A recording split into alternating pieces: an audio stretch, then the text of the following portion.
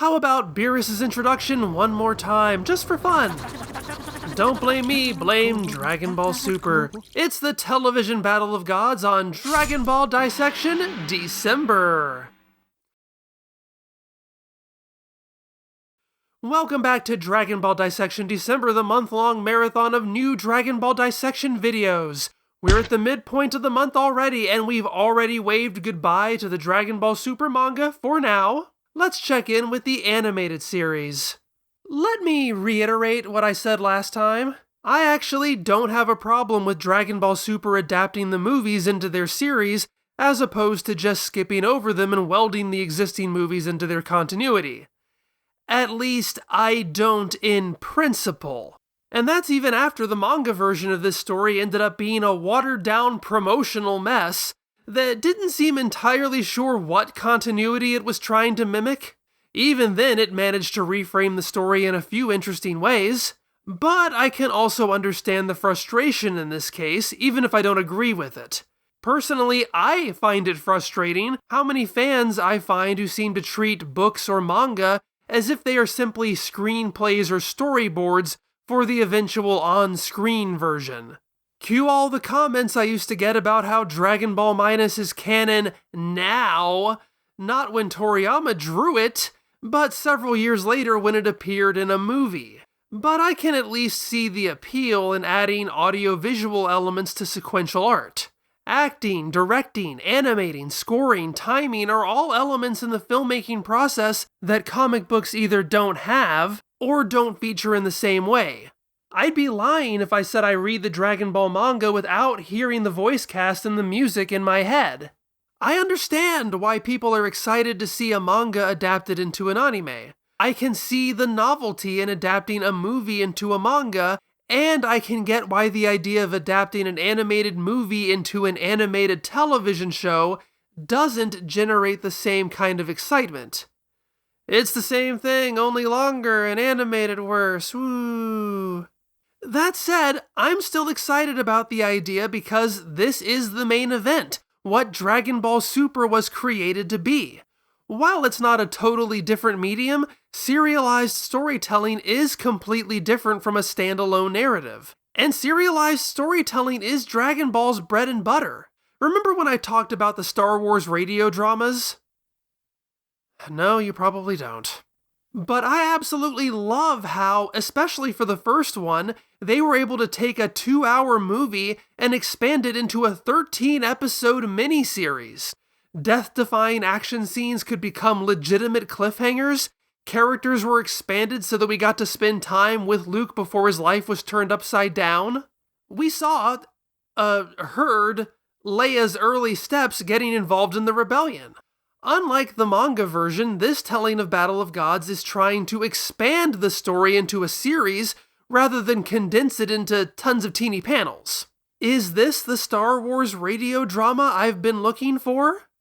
Just like the manga version, this opens not with Goku on Kaio's world, but farming. It even features Goten taking over and accidentally driving the tractor off of a cliff. What I prefer, though, is that it's extremely obvious that Goten does that because he's distracted by his dad powering up. In the manga, probably because of how compressed the events are, it just seems like a thing that randomly happens. Yeah, that could be a specific creative decision, but it just reads to me that the manga only has time to hit the highlights and hopes you'll hit up the TV series, or the movie, if you want more than that. Rather than Satan showing up with the money now, we cut to Mr. Satan being given the money in the first place. Making cameos in this arc are Mr. Satan's anime filler sidekicks from Dragon Ball Z. Now, this creates an interesting thought exercise. 2 weeks ago, I raised the question as to whether it's reasonable to simply assume that the Super manga is in continuity with the original Dragon Ball manga and the Super anime with the anime. This is an example that feels pretty straightforward. These are anime-only characters. Scenes with these characters in this arc are exclusive to this version. You don't even have to worry about untangling Dragon Ball Z from Dragon Ball Kai, as Kai retains these characters too. I think that's a fair way to look at it. Just consider this for a moment, though. When Dragon Ball features background elements that, say, advertise the Dragon Ball branding or make mention of Super Saiyans, they're almost certainly not meant to imply that there is a Dragon Ball show or that there are Super Saiyans that are well known within this fictional world. They're not appearances, they're simply references, Easter eggs. I'm not saying that's what these are. Episode 13 certainly credits Pizza and Piroshki by name. But one look at the 2018 Broly movie shows that Dragon Ball Super can simply recreate iconography from the past without incorporating their previous stories. I think it's just something worth keeping in mind. What I really like about this scene, though, is how it establishes Satan's and Boo's relationship at a stage we haven't experienced before. We've seen Mr. Satan as a terrified servant, we've seen Boo as the willing tournament runner-up. Now we see it somewhere in the middle where Mr. Satan hasn't quite cemented the facade or the trust. Mr. Boo bursts in demanding to be fed, and Mr. Satan must stand up to him for the sake of the reporters, lest they think that Boo wears the big baggy genie pants in the family. Amazingly, Mr. Satan actually wins this battle of wills, but is forced to make up for it post-haste. From a world-building perspective, this is a lot of fun. It also sets up Boo's pivotal role in pissing off Beerus later in the story. Beerus is introduced similarly to how he was in the manga, but with different aliens, pig-like instead of insectoid. That's not the only difference, though. These aliens are just as terrified, but don't go to any lengths to double-cross Beerus. Ultimately, though, while Beerus likes the dish, he thinks the fat content is too high, and as a result, will only do half. As in, he blows up half the planet. Frankly, this is my least favorite introduction to the character. The half gag is fine enough, but it has all the problems I talked about last time of introducing Beerus as a stone-cold villain. In fact, it's worse. I don't think the manga aliens were wrong to fight back against Beerus, but these poor suckers don't even have that excuse over being destroyed. And on top of that, it lacks the clever soup yasai jinkato clue that was the main redeeming point of the manga version. Most of the rest of the episode is about Goten and Trunks trying to procure a wedding present for Videl. No, seriously. Trunks gets the idea of getting her lotion due to having watched his mother's skincare rituals. A clue from an angry old man inspires the boys to seek out hot springs. They end up fighting a giant snake. Ultimately, what they bring back to Videl is simply a jar of water, but she accepts it gratefully and plays along. I think it's pretty cute, even if it arguably has nothing to do with anything. I'll give it credit, though, given that this version cuts out the great Saiyaman antics that result in Videl revealing to the audience that she's pregnant. I can assume this is here to set up that possibility in the audience's minds. From that perspective, I don't think it's as effective, but it's wholesome and cute and brings a smile to my face. I mean, the kids are trying so hard. I also love that Videl gives Gohan a difficult book that is literally called Difficult Book. I mean, if Gohan's scholarly pursuits are going to be vague, his research materials should be as well. Finally, Mr. Satan arrives to give Goku the money, this time driven by Pizza rather than a random driver like in the manga, and this time carrying it in a briefcase rather than in a sweaty gym bag. I had to frantically re-record that for last week's video because I misremembered it as a briefcase. Thanks a lot, minuscule version differences trying to make me look stupid. Here's something interesting to me though. When I was making DBD TV, something I noticed is a trick filler used to stretch out fights. They'd add a sequence and then to get things back on track to match the manga, they'd have it end exactly where it started. That's basically what happens here. While the manga version cuts away from Goku to show the Beerus scene, Mr. Satan shows up right before that cut, indicating that all the stuff with Goku takes place in a single encounter. Here, Goten actually has to come back at sunset and report to Goku all the things he did for Videl, and only then does Mr. Satan show up with the money. The anime splits this single father-son encounter into two, so they make sure to plop Goten right back where he started so things can pick up exactly the way they would have. If anything makes Goten and Trunks searching for lotion feel like filler, aside from the description, Goten and Trunks search for lotion, it's this telltale sign. Even in this new era, some things really don't change. Still, I enjoyed this a lot more than I expected. It's fun and cozy. I even liked Sumitomo Norihito's music, which I've always been rather lukewarm towards. But I can concede that it's not the best first impression. In fact, taken purely from that perspective, it's probably the worst first episode. Okay, worst so far. I doubt anything could bottom out beyond Daima's first episode of 10 minutes of recap. Dragon Ball's first episode establishes the two main characters and gets them into and out of an adventure. Dragon Ball GT introduces two of its main characters and establishes the hook that gets the ball rolling. Those are both pretty solid. Dragon Ball Z's is quite a bit weaker. It tries to parallel Gohan's misadventures in the woods to Goku's from Dragon Ball's first episode, but gets a little self-indulgent on that front. But it at least establishes there is a villain who can defeat Piccolo who is coming for Goku. Kai's retelling improves the pacing, but I've never cared for how it ties the opening to the Bardock special. Super's first episode doesn't get anything moving. Plot-wise, all it manages to do is introduce Beerus, but he's just a guy in space doing destruction. That's why the Soup Yasai Jinkota gag is so important, because it at least informs the audience why our protagonists and antagonists are going to cross paths. I remember this not making a great first impression on people when it aired in 2015, and even though I like it even more than I thought I would, I can totally understand why. The second episode is largely more of the same. This time, however, we focus on that other family. Tying back into continuity, Vegeta makes good on his Buu arc promise to take Trunks to an amusement park by taking his family for a fun day out. We do see them on one of those kiddie trains at one point, so maybe there's an amusement park involved, whatever. Let's just say they certainly do have a nice day out shopping and partying. The point of these scenes is to demonstrate the family dynamic of Bluma, Vegeta, and Trunks.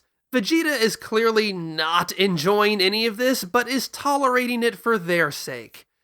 Up to a point. When he becomes the center of attention at a luau, he finally loses his composure and flies off. However, his family is thrilled he managed to make it this long. Obviously, everybody's expectations for a healthy relationship are different. From their perspective, they can see that Vegeta is trying, and that's good enough for them. Just like with the Videl scenes, I find this all very sweet. In fact, I seem to recall thinking this is the first time I truly enjoyed Vegeta and Bluma as a couple. I even used images from this episode in my Cell Arc video where their relationship is first established. It's a bit fluffy, but it does establish how much Vegeta is willing to put up with to keep his family happy. A resolve that will be put to the test with the appearance of Beerus. It also sets up the first major deviation from the movie's continuity, as when Bluma spots a cruise ship on the beach, she decides she wants her upcoming birthday party to take place on one as well. The movie version must have taken place in a continuity where Bluma saw a capsule corporation float by. This episode also concerns itself with continuing to establish Beerus as a universal threat, while positioning Whis as more mature and humane. Whis tries to reason with a caveman alien over some dinosaur meat that Beerus wants, because it's some of the tastiest in Universe 7. The alien resists, Beerus gets impatient, and he blows up the planet without even eating the meat. However, the flash of the explosion reminds him of what it is he had dreamt of.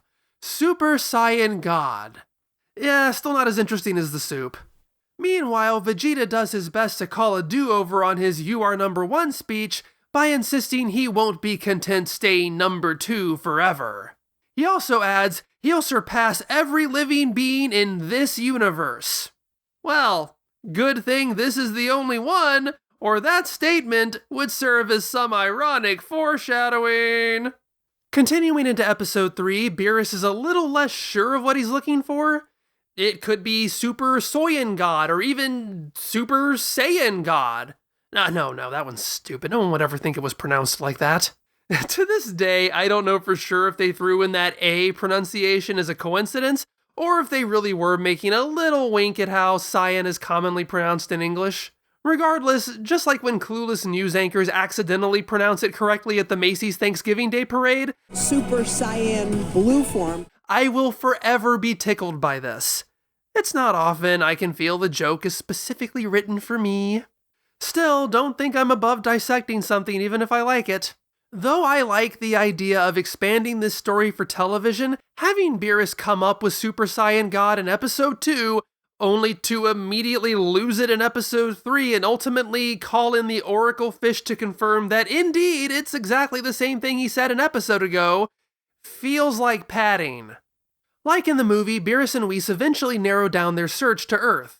Here's an instance where the TV version makes use of its format by incorporating a joke that had been cut out of the movie, but then added back in for the extended version. Unfortunately, it's a joke that really should have stayed cut.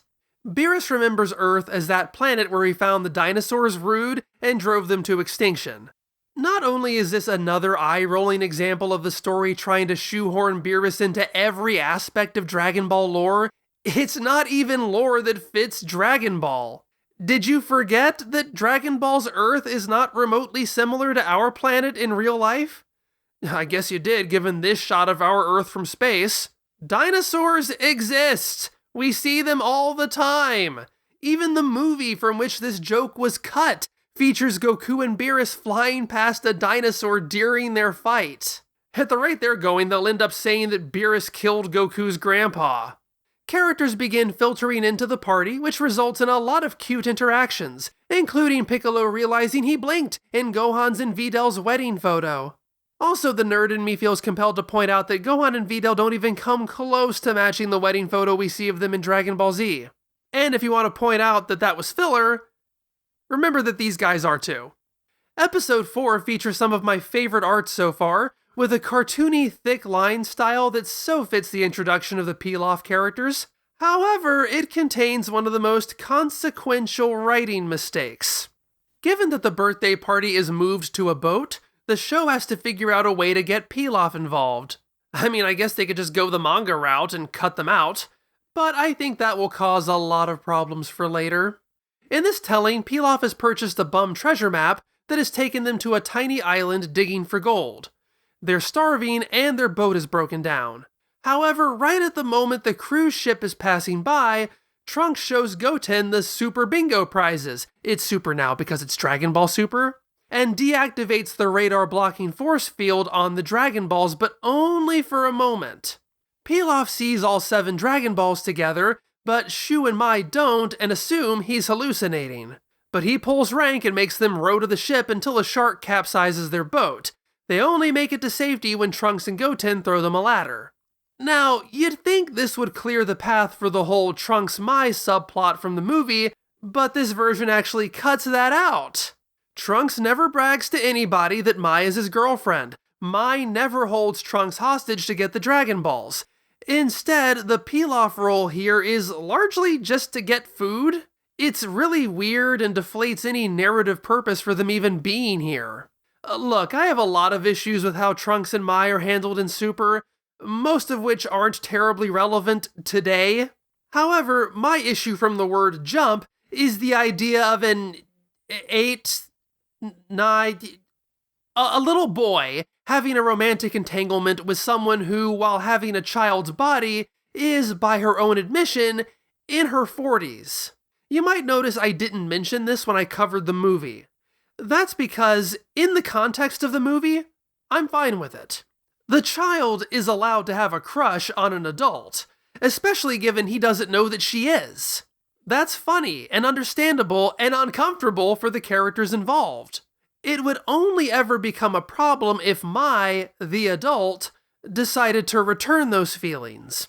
There's only one minor, no pun intended, shot at the end of the movie that might imply that's the case, but it's so brief and innocent that I'm willing to give it the benefit of the doubt. But there's still a lot of Super to go. Why am I even bringing this up, though, when that's the movie, and this subplot is cut from this version of the arc? Well, because it's not cut from Super, just this arc. But did you notice that something else is missing? Something else that's a little bit important? In the Battle of Gods movie, Pilaf, Shu, and Mai immediately established that they're looking for the Dragon Balls in order to undo the wish they had previously made that accidentally turned them into children. Because this version doesn't have the trio initially looking for the Dragon Balls, Dragon Ball Super never establishes why they're suddenly kids. And that's kinda important given that they're going to be major characters for the rest of this series. It's kinda important given that these are established characters who aren't supposed to be like this. It's kinda important given that the Trunks and Mai ship persists throughout this series and, ludicrously, even across timelines. But the show never addresses this, and it drives me crazy. You can't do that! It makes their whole story completely incomprehensible. A car crash of a misstep that keeps piling up the longer it goes on. It would be like if Raditz never showed up, but characters just randomly started calling Goku an alien anyway. And then other aliens show up and become important parts of the story for years to come, and every time you see these characters, you keep holding out hope that maybe, someday, one of them will actually address what's going on. But they never do! So what, you might be asking? People will know because they saw the movie, right? No. It's the issue I brought up 2 weeks ago about no single version of Super feeling complete. I'm doing my best here to give this arc credit, even when most people seem to think that this should have just been skipped over. I think the animated Battle of Gods brings a lot to the table. But if an adaptation requires you to be familiar with the source to understand it, then it has failed as an adaptation. If the series version of Battle of Gods can't stand on its own without a viewer having seen the movie of Battle of Gods, then those fans are right. This should have just been skipped. Next time, we continue with episode 5. It's such a memorable episode that I'm sure me just saying episode 5 triggered something in your brains. I'm sure it's because it's so well regarded. That must be it. So tune in next week for the Christmas episode of Dragon Ball Dissection December. Or you can see it right now as a $10 or higher patron. It's my favorite time of year, and I'm so lucky to get to spend it with all of you. Feel free to follow me on the Blue Sky, as that's where I spend most of my social media time lately. I'll see you next time. Actually, that's not the line. I'll see you next week. Maybe I'll add that in.